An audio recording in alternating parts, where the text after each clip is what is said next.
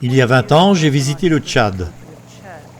J'ai pris un vol de Washington à Paris et un vol direct d'Air France directement sur N'Djamena.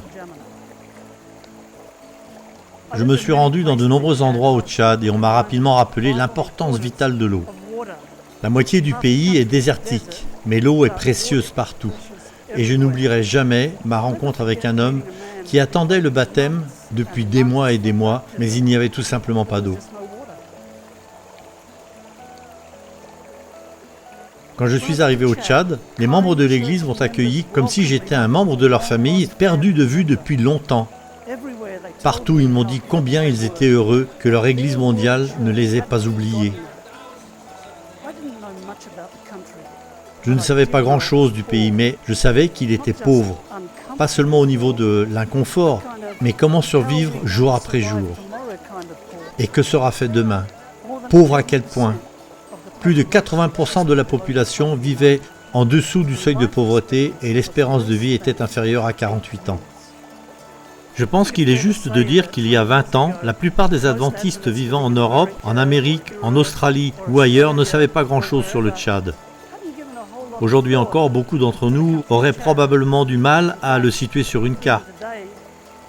Et pourtant, j'ai trouvé un bureau de mission dans la capitale, à N'Djamena. J'y ai découvert des églises et des entreprises dynamiques.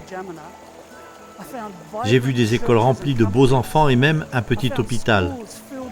Il y avait un grand groupe de pionniers de la mission mondiale, dévoués et engagés, qui implantaient de nouveaux groupes de croyants dans tout le pays.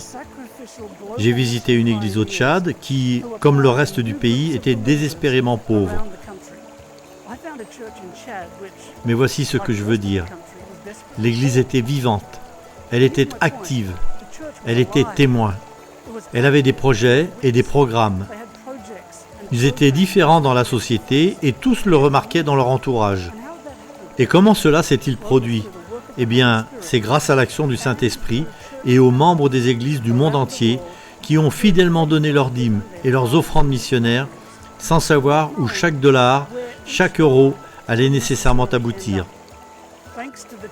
Grâce au système de dîmes et d'offrandes de l'Église, la mission au Tchad a été financée par des membres de l'Église du monde entier qui ne savaient rien de la mission au Tchad.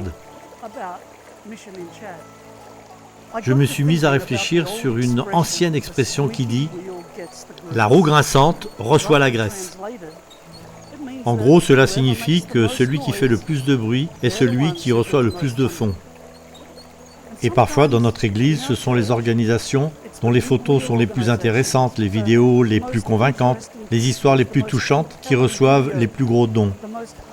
Ce sont donc elles qui obtiennent la graisse, pour ainsi dire, le financement. Et c'est très bien ainsi. Mais que faisons-nous pour les régions du monde ou les petits groupes de personnes qui ne peuvent pas communiquer comme les plus gros et qui grincent des dents, pour ainsi dire? Alors que faisons-nous? Suffit-il de les ignorer? Le système d'offrande régulière et systématique de l'Église, ce que le ministère de gestion chrétienne de la vie appelle promesse, est comme une rivière.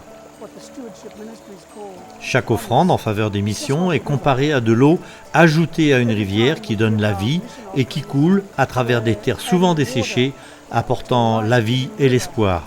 Nous contribuons au développement de l'Église, non seulement au niveau local, mais aussi dans des régions dont nous n'avons peut-être jamais entendu parler. Nous aidons des missionnaires que nous ne rencontrerons peut-être jamais. Nous construisons des écoles et des cliniques que nous ne visiterons probablement pas du tout. Nous aidons à implanter des églises. Nous ne pratiquerons peut-être pas une seule fois le culte dans aucune d'entre elles, mais nous donnons vie à la mission de l'Église.